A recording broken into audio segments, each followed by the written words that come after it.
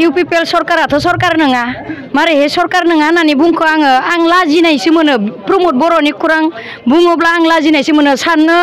बिनि प्रमद बर' सारनि जुदि खोथाखौ जुदि भाबियोब्ला लाजिथाव बाथ्रा बियो आबसु आन्दलन खालामबोनानै बेसेबां सिगाङाव आसाम डिभाइड 50-50 होननानै बुंदोंमोन आसाम डिभाइड 50-50 आव दायो मानि खोमानो 50-50 नागिरखो बिलाय आरो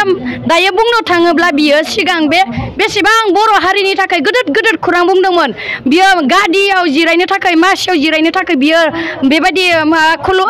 माबा खालामाखै होनना बुंदोंमोन बियो किन्तु दायो दिनै मानो गादियाव जिरायखो बियो मानो गादियाव जिरायनानैसो जिरायनो लुगैनानैसो बेसांखिनि राजनितिकआव फैबाय राजनितिकआव फैनानै दायो बियो बेबायदि शिफ्ट जाबाय जानानै आरो दायो जोङो बिपिएफ सरकारखौनो जों लाबोफिननो थाखाय जोङो दायो नै बिपिएफ सरकारा दायो मारै दले बले फैदों दायो सरकार गैया बिपिएफआ अब्लाबो मारै दले बलेहै दायो जुइन जाफैदों बेवहाय जोङो बिपिएफ सरकारानो आरो सरकार फैफिनगोन आरो जोङो 100% गेरान्टि होदों बिपिएफ सरकारा निश्चय फैफिनगोन फैबाय थानाय इलेक्शनाव जोंनो जुइ जुक्त जागोन मानो होनबा थांनाय इलेक्शनावबो जोङो हारियाखैमोन जोंखौ बिसोरो माबा खालामनानैसो जोंखौ बिसोरो थगायनानैसो बेसांखिनि जोंखौ बेबायदि बेक खालामनानै दोनदों बेवहाय फैबाय थानाय इलेक्शनाव जोंनि बिपिएफआनो सरकार जाफिनगोन बेखौ जों गेरान्टि बुंदों बिपिएफ जय जुक्त जाफिनगोन बेथ' बहुत जाय मानसिफोरानो नांगोलनि सावगारिखौ सावदोंमोन जोंनि बिपिएफआ नांगोल सावगारि सिम्बल लादों जितु बे नांगोलखौ किन्तु निग्लेक्ट खालामनाया बहुत गोरोन्थि आरो नांगोलदों जोङो गोदो गोदायनिफ्रायनो हालेवनानै बियो मोनसे लोक्षि बुस्थु होननानैसो जों सानो किन्तु जाय मानसिफोरा हौवाफोरबो हिनजावफोरबो जाय मानसिया नांगोलखौ निग्लेक्ट खालामनानै सावदोंमोन जुहुद्रुदोंमोन खिथु खिथादोंमोन गामसा फैलानानै बेफोरो बहुत पाप जागोन आरो मानि कारनाव जोंनि बिपिएफनिफ्राय थांदोंमोन थारमाने परिबर्तन जागोन होननानै सेल्फ हेल्प ग्रुपनो बिसोरो 75,000 होगोन होननानै बिसोरखौ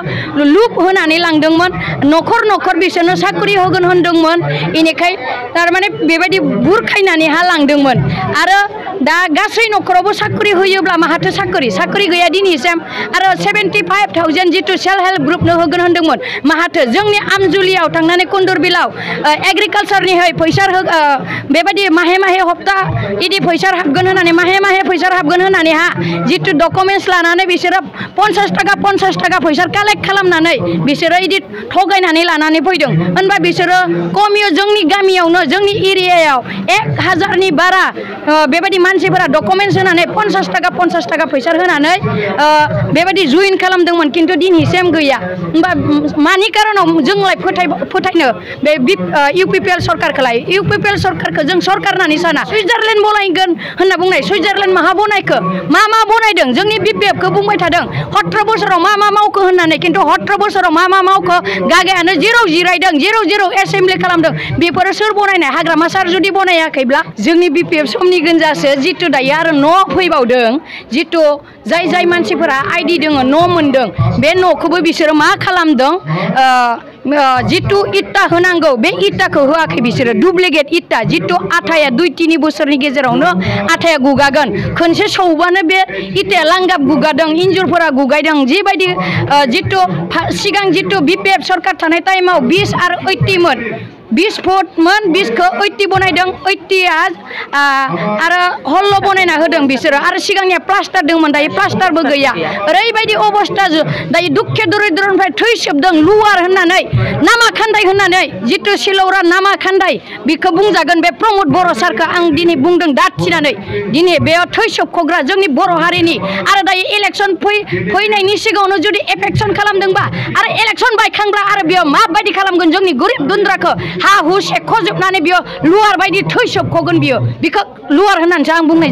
बेथ' थार बाथ्रा मारैहाय हाबनो हानो दायो गामिबो अनेक मावदों तुमुक मावदों उमुक होगोन तुमुक होगोन दायो आरो न'खरबोथ' बेबायदि बियो साख्रि होगोन होनना बुंदोंमोन माहाथो सोरनि न'खराव हाबनानै बुंहैनो हानो बिलाय मा बुंनानै फुट होनो बिखौ होना सहर जाबावगोन बियो फैथोंलाय बियो गामि होना हरजाखागोन बियो।